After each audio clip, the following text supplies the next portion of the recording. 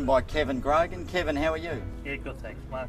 Kevin, how long have you been doing the horse dentistry for? Yeah, now 14 coming on 15 now, Mark. Yeah.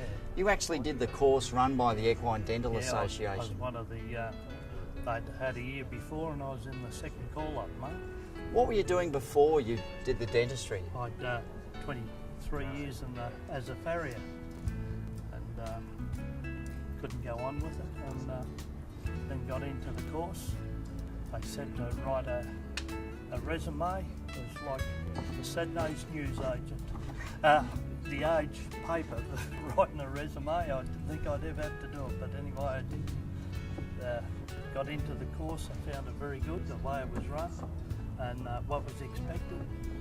Found out how important the chewing and the getting bit seats or roundup on horses for all sorts of riding.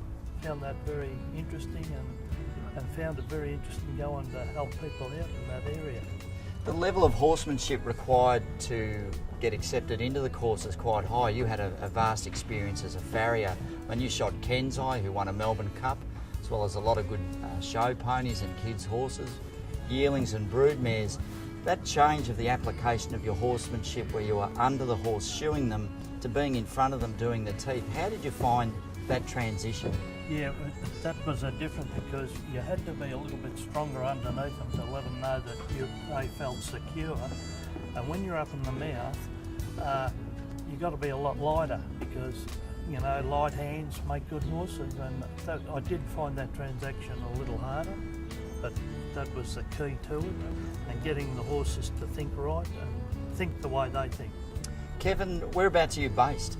Well, the area I cover from Kilmore to Ballarat to Geelong and down here at Flemington, Mark, and everywhere in between.